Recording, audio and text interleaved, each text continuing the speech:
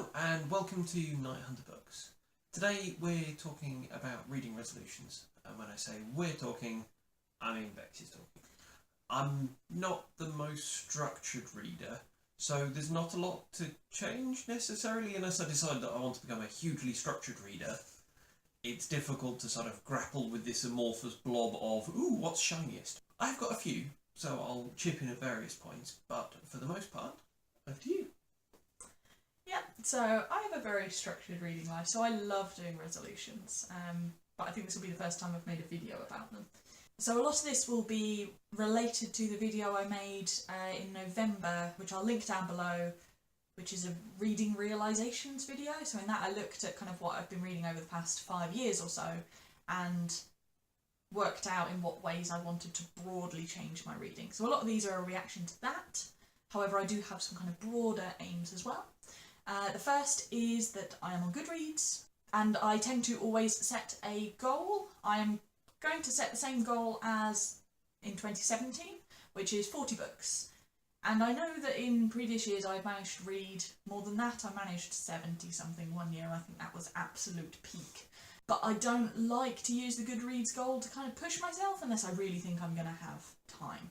But what I don't want to do is set it so high that I end up not feeling like I can start long books or books that are going to take me a lot longer to read, because then I won't reach my goal.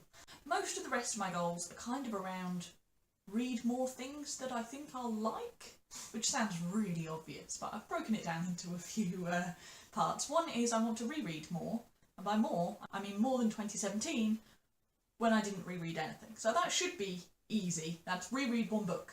I'm hoping maybe 3 or so books. That's another reason to set my Goodreads goal as slightly lower, because that only counts books which I haven't already read. Because I've added all the books to Goodreads which I have read in the past 15 years, rereading just generally won't count. Also, under the banner of read more books that I think I will like, is read more books by authors that I've already read and loved. So in 2017, then about 70% of the authors that I read were new to me. And I think I'd like to get that kind of closer to 50%, because I'm not really giving a chance to all those authors where I'd really like to continue with their works, or because I've historically felt like I needed to try new things too much.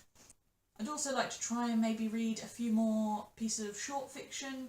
I don't really get on that well with anthologies and collections. This will probably just be more actually keeping up on the websites of all the various publishers and just trying things and using short stories as my way to try new authors and new ideas and new genres, and kind of trying to allow authors I like for novels. Quite like to read a bit more fandom, or read more works that are tied into a certain fandom.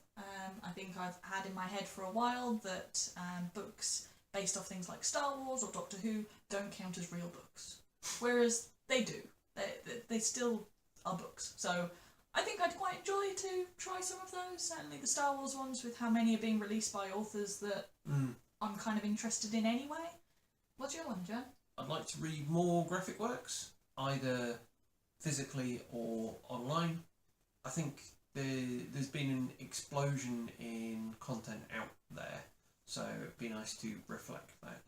I like stories in their many and various forms, and I think it would be nice to consume more stories in other forms. There's a lot more going on with narrative in video games, so What Remains of Edith Finch was on a lot of people's best games of 2017, and that's very much a story first and foremost. It's just a different medium for telling stories. I think the next couple relate around the TBR. Yeah, for both of us. I have a weakness. That weakness is cheap books.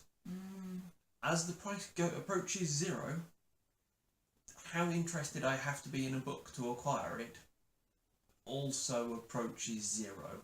Trying to get me to walk away from a free book without picking it up is next to impossible. This means we often come back with a lot of books from cons.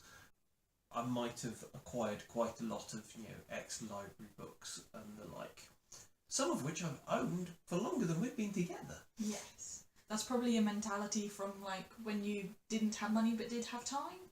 whereas now it's probably the opposite way round. And, you know, we have a library within 10 minutes walk. Yeah. So if we ever run out of books, there are books available. Yes, I think we are not in danger of running out of books. So I think the thing we've decided to look into doing this year, kind of jointly, is actually making a record of when we've got all the books that we've got.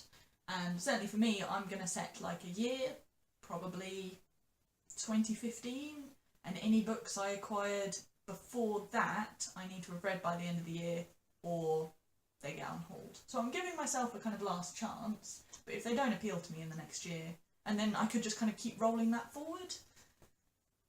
However, I think there were quite a lot of books I acquired in 2014, because that's the first year that we started going out, and I discovered someone who loved going book shopping with me.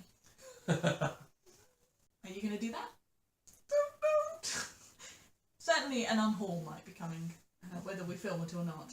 Yes. More generally, then we've got, well, I certainly have tons of other resolutions, so I know that books can't be my only focus of the year.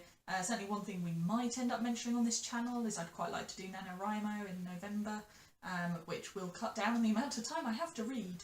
So yeah, let us know if you've got any reading resolutions, or if you've made a video, then link it down below. Let us know what kind of relationship you have with New Year's resolutions, if it's more on my side or if it's more on John's side. Thank you for watching, we'll see you again soon.